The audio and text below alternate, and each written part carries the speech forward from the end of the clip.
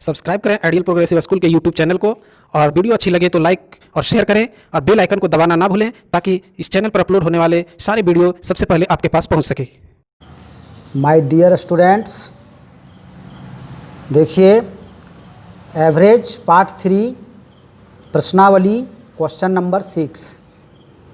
एक दफ्तर में 12 कर्मचारियों में से प्रत्येक का वेतन 1650 रुपये है और अन्य 18 कर्मचारियों में से प्रत्येक का वेतन 2240 रुपये है, तो दफ्तर के एक कर्मचारी का औसत वेतन ज्ञात करें। ठीक है, ठीक क्वेश्चन नंबर 5 के जैसा ही है ये। क्वेश्चन नंबर 5 में जिस प्रकार से एक विद्यालय के 10 शिक्षकों का वेतन एक जैसा था और फिर अन्य 15 शिक्षकों का वेतन एक जैसा था और एक शिक्षक का औसत वेतन ज्ञात करना था, ठीक उसी प्रकार से आपका ये भी है, कोई अंतर नहीं है इसमें। तो सबसे पहले हम लोग 12 कर्मचारियों का कुल वेतन निकाल लेते हैं। 12 कर्मचारियों का कुल वेतन हो जाएगा 1650 गुने 12, क्योंकि 12 में से प्रत्येक का 1650 रुपया है, तो इसको गुना करके आ गया आपका 19,800 रुपये। और अन्य 18 कर्मचारियों का कुल वेतन हो जाएगा 2240 गुने 18, गुना करने पर आपका आया 40,320 रुपये। ठीक है, अब टोटल कर्मचारियों का जो वेतन हो गया ये दोनों हो गया, 12 कर्मचारियों का 19,800, 18 कर्मचारियों का 40,320। ठीक है, अब टोटल वेतन को जोड़ देंगे और कर्मचारियों की कुल संख्या से भाग दे देंगे, इसलिए एक कर्मचारी का औसत वेतन बराबर सभी कर्मचारियों का कुल वेतन बटा कर्मचारियों की संख्या। तो सभी कर्मचारियों का कुल वेतन कितना हो जाएगा? 19,800 प्लस 40,320, क्योंकि 12 कर्मचारियों का 19,800 था, 18 कर्मचारियों का 40,320 था, तो सभी का ज्ञात करने के लिए दोनों जोड़ देंगे, बटा भाग दे देंगे कर्मचारियों की कुल संख्या से। तो कर्मचारियों की कुल संख्या हो जाएगी 12 प्लस 18, यानी इसको जोड़ने पर आया आपका 60,120 बटा कर्मचारियों की संख्या हो गई 30। तो 60,120 में 30 से भाग दिए, देखिए काटे हैं तो 2000 4 बार में कटा, इसका मतलब एक कर्मचारी का औसत वेतन 2004 रुपये था उस दफ्तर का। ठीक है, क्वेश्चन नंबर 7। एक स्कूल में 40 लड़के हैं और उनकी औसत उम्र 16 वर्ष है। 40 लड़के हैं, औसत उम्र 16 वर्ष है, और फिर यहाँ पर है कि एक 18 वर्ष का लड़का स्कूल छोड़कर चला जाता है और दूसरा लड़का उसके स्थान पर चला आता है।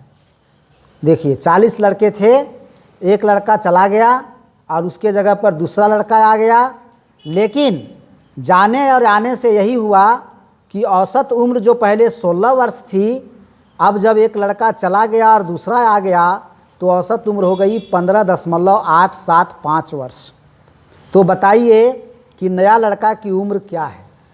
ठीक है, 18 वर्ष का लड़का गया और कितना वर्ष का लड़का आ गया एक नया उसमें, जो कि औसत उम्र जो है सो थोड़ा कम हो गया। 16 वर्ष था पहले, अब हो गया 15.875 वर्ष।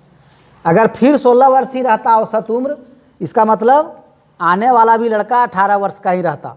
जब जाने वाला 18 वर्ष का था और नया आने के बाद भी अगर औसत उम्र 16 वर्ष ही रह जाता, तो इसका मतलब था कि आने वाला लड़का भी 18 वर्ष का ही था, लेकिन ऐसा नहीं हुआ, औसत उम्र जो है सो घट गया। इसका मतलब जो आने वाला लड़का है नया, उसका उम्र 18 से कम होगा। तो इसको निकालने के लिए आपको सबसे पहले देखिए 40 लड़कों की औसत उम्र दी हुई है 16 वर्ष। 40 लड़कों की औसत उम्र 16 वर्ष दी हुई है। अब यहाँ पर नियम है कि 40 लड़कों की औसत उम्र है 16 वर्ष, तो 40 लड़कों के उम्र का योगफल कितना होगा, यानी टोटल कितना होगा 40 लड़कों का उम्र, सभी का उम्र अगर जोड़ दें 40 का तो कितना वर्ष होगा। तो इसको निकालने के लिए आपको औसत में से लड़कों की संख्या से गुना कर देना होगा, ताकि आपका कुल उम्र निकल जाएगा। जैसे 40 गुने 16 बराबर 640 वर्ष। जिस प्रकार से अगर 3 संख्याओं का औसत 5 है तो समझ जाइए कि उन सब का योगफल 15 हुआ होगा, नहीं हुआ होगा, क्योंकि औसत कैसे निकालते हैं, योगफल बटा संख्याओं की संख्या। तो 5 निकला औसत, इसका मतलब योगफल 15 होगा, तभी तो 15/3 किए होंगे तो 5 आया होगा। ठीक है, तो औसत जब दिया हुआ है तो योगफल निकालने के लिए गुना करना पड़ता है। तो 40 × 16 यानी 640 वर्ष हो गया उन 40 लड़कों की कुल उम्र, यानी उम्र का योग। अब क्या हुआ सो देखिए, अब एक 18 वर्ष के लड़के के चले जाने पर शेष कितने बच गए, 39 लड़के। एक 18 वर्ष का लड़का जो चला गया तो अब बचे 39 लड़के, और तब उनकी आयु का योग कितना हो जाएगा, 40 थे तब तक, उम्र का योग था 640 वर्ष।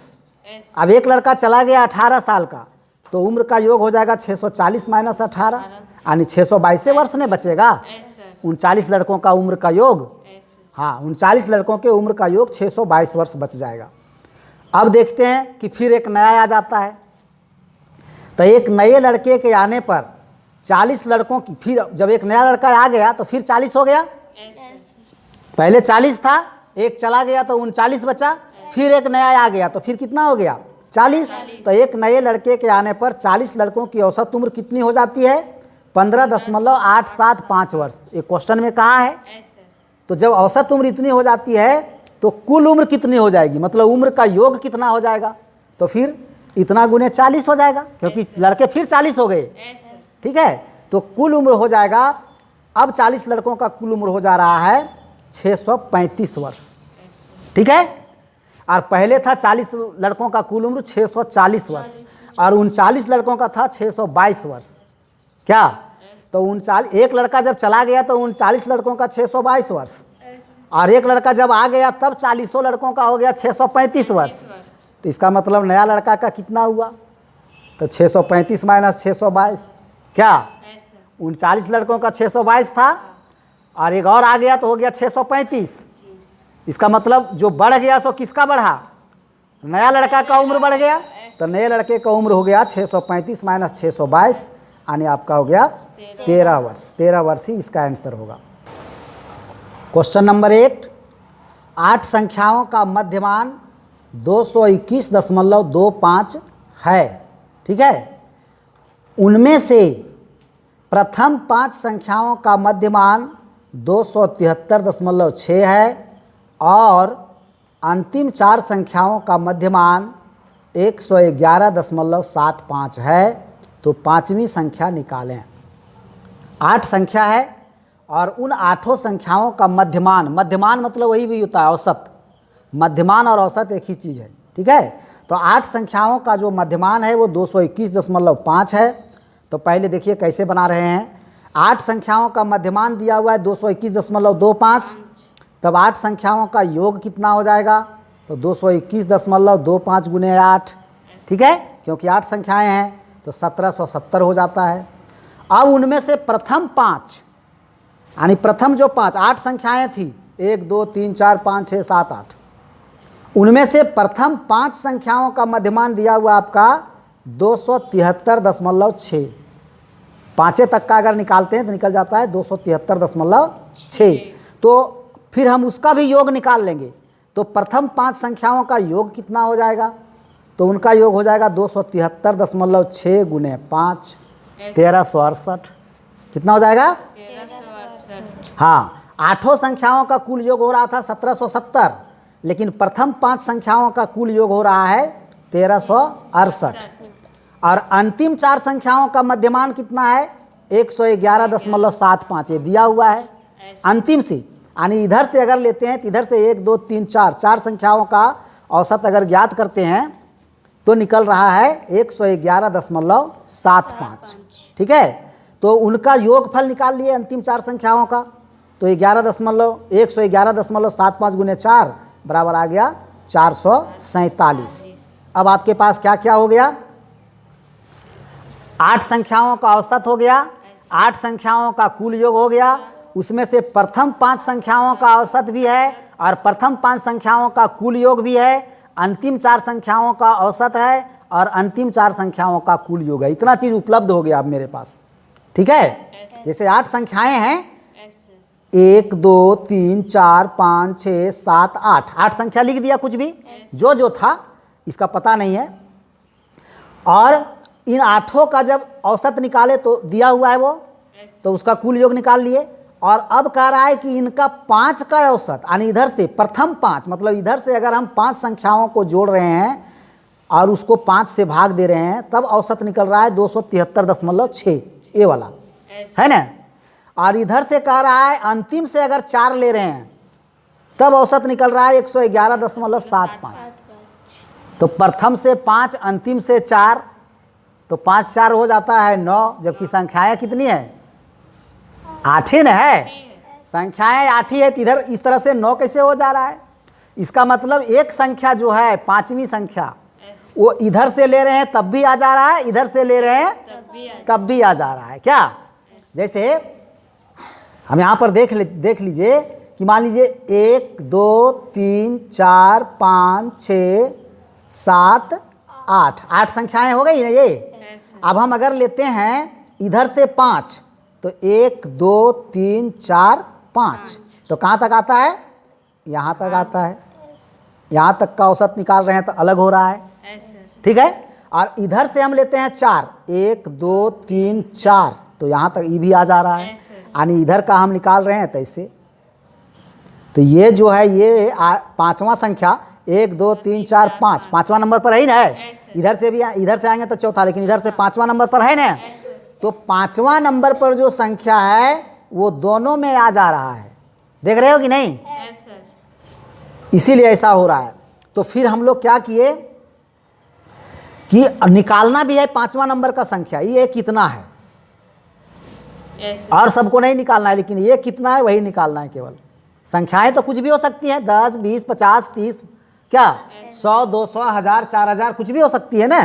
तो 5वीं संख्या को हम लोग को निकालना है इसमें, ठीक है। तो हम लोग निकाल चुके थे ये अंतिम 4 संख्याओं का कुल योग 447 तक, ठीक है। तो 5वीं संख्या कितना हो जाएगा? तो अंतिम 5 संख्याओं का योगफल 1368 है कि नहीं? प्रथम 5 संख्याओं का योगफल 1368 और अंतिम 4 संख्याओं का योगफल 447। तो ये दोनों को जब हम जोड़ देंगे तब क्या हो जाएगा? प्रथम 5 संख्याओं में भी ये 5वीं संख्या है और अंतिम 4 संख्याओं में भी ये है। इसका मतलब ये दोनों को जब हम जोड़ देंगे तो निश्चित रूप से ये जो 5वीं संख्या है वो 2 बार हो जाएगा कि नहीं हो जाएगा? क्योंकि इसमें भी मिला हुआ है और इसमें भी मिला हुआ है, इसलिए 2 बार हो जाएगा, ठीक है। और 8 संख्याओं का योगफल कितना था? 1770 था, देखिए 8 संख्याओं का। तो इन दोनों को जोड़ करके देखिए, इसलिए 5वीं संख्या बराबर 1368 प्लस 447 माइनस 1770, क्योंकि 1368 और 447 जो हम जोड़े तो आ गया 1815, लेकिन इस 1815 में 5वीं संख्या जो है वो 2 बार है और इसमें 2 बार नहीं है, इसमें तो एक ही बार है, क्योंकि 8 संख्या का योग औसत था वो, ठीक है। 8 संख्या का योगफल था ये 1770, इसलिए इसमें तो वो संख्या एक ही बार है, लेकिन इसमें 2 बार है। इसलिए इसमें से यानी 1815 में 1770 को माइनस कर देंगे तो वो संख्या निकल जाएगा। यही और इस संख्या है आपका 45। 5वीं संख्या आपका कितना हो गया? 45। 9 नंबर, रमेश सुरेश कमलेश और दिनेश की आयु यानी उम्र उसकी जो है वो क्रमशः 14 वर्ष 4 माह, मतलब रमेश का उम्र हो गया 14 वर्ष 4 माह, सुरेश का हो गया 12 वर्ष 8 माह और कमलेश का हो गया 14 वर्ष 8 माह और दिनेश का हो गया 14 वर्ष। इसका माह में नहीं है, ठीक है। तो उनकी औसत आयु क्या है? औसत आयु निकालना है। तो औसत आयु निकालने के लिए सभी का आयु को जोड़ करके 4 से भाग देना होगा, क्योंकि 4 लड़के हैं, रमेश सुरेश कमलेश और दिनेश, ठीक है। तो औसत आयु बराबर होता है रमेश, सुरेश, कमलेश और दिनेश की कुल आयु बटा 4। होगा कि नहीं होगा? क्योंकि लड़के हैं 4। तो अब इन लोग का आयु को देखिए, जोड़ते हैं हम लोग किस तरह से। 14 वर्ष 4 माह प्लस 12 वर्ष 8 माह प्लस 14 वर्ष 8 माह प्लस 14 वर्ष हो गया चारों का बटा 4। अब इसको हम जोड़ेंगे कैसे? वर्ष और माह दोनों में दिया हुआ है, तो वर्ष को जोड़ लेंगे एक साथ और माह को जोड़ लेंगे एक साथ और माह और वर्ष को फिर हम कैसे जोड़ेंगे? देखिए, पहले वर्ष को जोड़ते हैं। तो 14 वर्ष और 12 वर्ष 26 वर्ष और 14 वर्ष 40 वर्ष और 14 वर्ष 54 वर्ष। वर्ष में हो गया 54 वर्ष। और माह को फिर जोड़ते हैं, तो 4 माह और 8 माह 12 माह और 8 माह 20 माह, यानी 55 वर्ष हुआ और 20 महीना हो गया। तो 20 महीना में फिर 12 महीना का 1 साल बन जाएगा, तो 54 वर्ष और 1 55 वर्ष हो जाएगा, है ना? 54 वर्ष हुआ और 20 महीना हुआ। 54 वर्ष 20 महीना, तो 20 महीना में से 12 महीना निकाल के 1 साल बना दिए तो हो गया 55 वर्ष। और महीना बच गया कितना फिर? 8।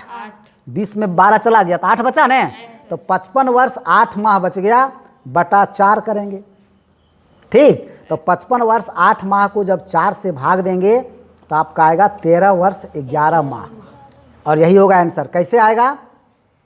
क्योंकि 55 वर्ष को अगर 4 से हम भाग देते हैं, ठीक है, तो पूरा पूरी नहीं कटेगा, यानी 13 चौके 52, 13 बार में कटेगा 52 और 3 महीना बच जाएगा, इससे बच जाएगा ना, 13 साल बन जाएगा, ठीक है, और 3 महीना बच जाएगा। 4 से भाग जब दे रहे हैं 55 वर्ष को, तो 13 साल बच गया ना, 13 साल इधर हो गया, पूरा पूरी कट गया, और 3 महीना बच गया, तो 3 महीना को इसमें जोड़ दिए, तो 3 और 8 11 महीना, तो वही तो यहाँ लिखे हैं 13 वर्ष 11 माह। इस तरह से हो गया। इसमें क्या बहुत सा काम जो है सो मन में ही करने का है, और तब इस तरह से आ गया 13 वर्ष 11 माह। इसकी दूसरी विधि है कि अगर वर्ष और माह दोनों में दिया हुआ हो, कोई भी क्वेश्चन आप बनाते हैं, जैसे मीटर सेंटीमीटर का, रुपया पैसा का, वर्ष माह का, तो आप उसमें क्या करते हैं? पहले एक ही में चेंज करते हैं। तो इसमें भी हम लोग वर्ष और माह में दिया हुआ है उम्र, तो हम लोग माह में ही चेंज कर लेंगे पहले, ठीक है। जैसे रमेश की आयु 14 वर्ष 4 माह था, तो 14 वर्ष को भी माह बना देंगे। तो वर्ष को माह बनाने के लिए 12 से गुना करना पड़ता है, तो 14 गुने 12 हो जाएगा, प्लस 4 माह तो है ही। तो ये दोनों को जब हम 14 को 12 से गुना करेंगे और 4 जोड़ेंगे तो 172 माह हो जाएगा। तो रमेश की आयु निकल गया 172 माह, सुरेश की आयु उसी तरह से निकल गया 152 माह, कमलेश की आयु निकल जाएगा 176 माह, और दिनेश की आयु वर्ष में ही दिया हुआ था तो उसको हम माह में चेंज किए 12 से गुना करके, तो 168 माह, ठीक है। जब सब का माह में चेंज कर रहे हैं तो दिनेश का भी करना पड़ेगा, तो माह में चेंज कर दिए। अब औसत आयु निकाल रहे हैं, अब तो सब माह में हो गया, इसलिए अब कोई दिक्कत नहीं होगा। तो औसत आयु बराबर आयु का कुल योग बटे लड़कों की संख्या, तो आयु का कुल योग हो जाएगा 172 प्लस 152 प्लस 176 प्लस 168 माह में है, बटा लड़कों की संख्या कितनी है? 4, तो बटा 4। अब ये चारों को जोड़ते हैं तो आता है 668, 668 बाई 4, इसको हम काटे तो आ गया 167, तो 167 माह हो गया उसका औसत आयु, ठीक है। उन चारों में से प्रत्येक की औसत आयु हो गया 167 माह, तो 167 माह हुआ, महीना में आ गया ये, ठीक है। अब इसको साल में चेंज करेंगे, वर्ष और माह में।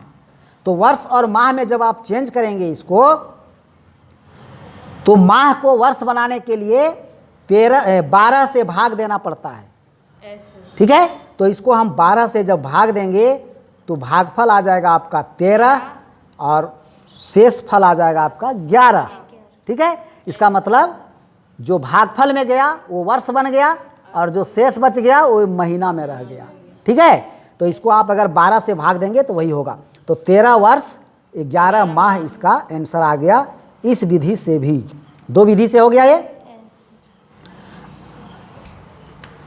नेक्स्ट है आपका क्वेश्चन नंबर 10। सोमवार, मंगलवार, बुधवार का औसत तापमान 35 डिग्री सेल्सियस है। इसको पढ़ते हैं डिग्री सेल्सियस, यानी 35 डिग्री सेल्सियस है। किसका? सोमवार, मंगलवार और बुधवार का औसत तापमान 3 दिन का। और मंगलवार, बुधवार और गुरुवार, मंगलवार, बुधवार और गुरुवार का औसत तापमान आपका है 42 डिग्री सेल्सियस। ठीक है, ये 3 दिन का फिर इधर है। यदि गुरुवार का तापमान 31 डिग्री सेल्सियस हो तो सोमवार का तापमान क्या होगा? सोम, मंगल और बुध का औसत दिया हुआ है। देखिए यहाँ पर कैसे कैसे हम लोग बनाते हैं। सोमवार, मंगलवार, बुधवार का औसत तापमान बराबर 35 डिग्री सेल्सियस। ये आपका क्वेश्चन में दिया हुआ है।